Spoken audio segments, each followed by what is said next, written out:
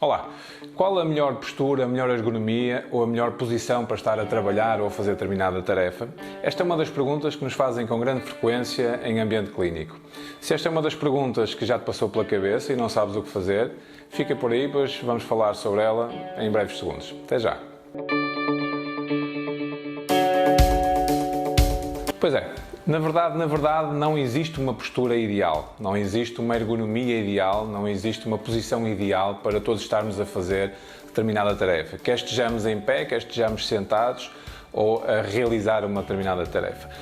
Na verdade, devemos separar aqui duas coisas, antes de começarmos a falar sobre este tema, entre postura estática e postura dinâmica. Vamos nos concentrar mais na primeira, pois é a que mais preocupa as pessoas. Postura estática, podíamos defini-la como um correto alinhamento corporal ou dos segmentos corporais, de forma a que consigam realizar bem determinada função, com menor nível de risco e com menor gasto energético dentro de uma plataforma de forças, dentro de uma área de equilíbrio e de uma área em que controlemos o nosso peso corporal, o nosso centro de gravidade. Esta poderia ser uma das definições de postura. Não podemos confundi-la com tratamentos posturais patológicos ou a abordagem de técnicas posturais em clínica que visam corrigir o movimento ou corrigir determinada postura corporal ou mobilidade com benefícios para a recuperação de uma lesão ou de um estado disfuncional. Porém, como eu dizia há pouco, não há realmente uma postura ideal.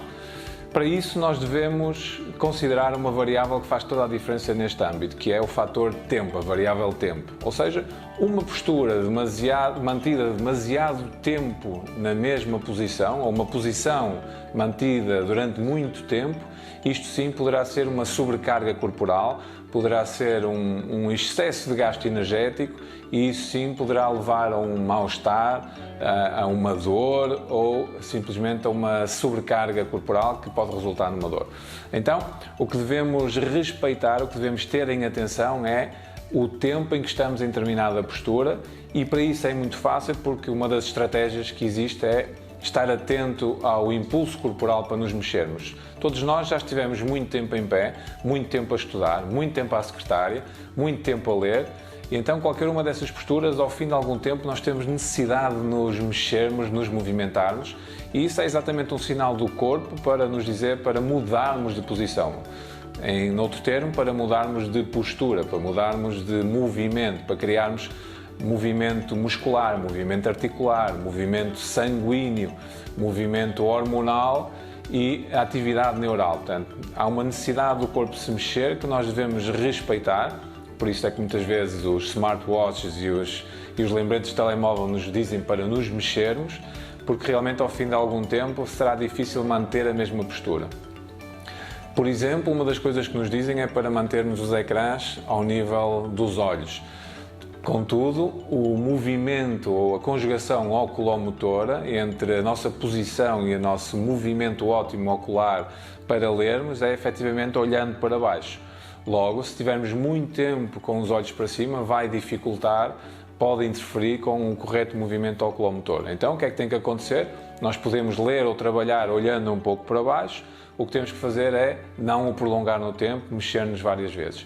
Se tivermos muito tempo à secretária, devemos levantar-nos várias vezes para mexer o corpo, não só a coluna ou as pernas, mas ativar todo o corpo e podemos simplesmente estar em pé, caminhar um pouco, sair, respirar fundo, oxigenar o cérebro, oxigenar o sangue e isso faz com que, além de melhorarmos a nossa postura, variarmos a nossa postura, vamos contribuir para uma maior produtividade, porque ao mudarmos de registro vamos também preparar-nos para um novo reiniciar.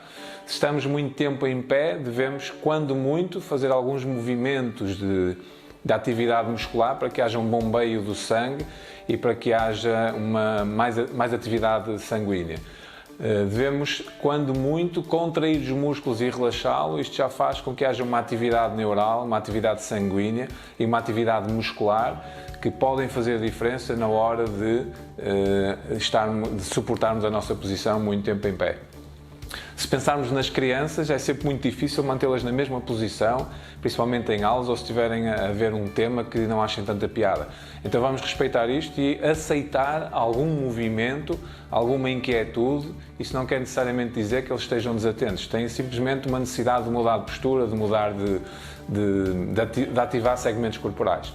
Então, resumindo, não há efetivamente uma postura ideal, não devemos confundi-la com a atividade clínica para melhorar o movimento ou recuperar lesões.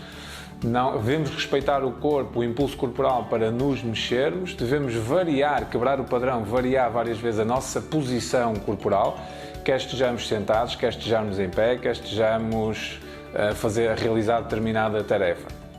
E com isso nós conseguimos preservar, prevenir que hajam algumas disfunções ou algum mal-estar decorrente dessa dita má postura, que não é necessariamente uma má postura, mas uma postura desajustada ou uma postura mantida no tempo. Então sigam estas dicas, deixem o vosso comentário, deixem a vossa experiência, porque com a vossa experiência outros também aprendem e eu também aprendo. Se gostarem destes conteúdos, subscrevam o canal para receberem mais conteúdos desta utilidade e quanto a nós, vemo-nos no próximo vídeo. Um bom dia de trabalho, um bom dia de estudo e, acima de tudo, uma boa postura que, como sabem, é variável. Até à próxima.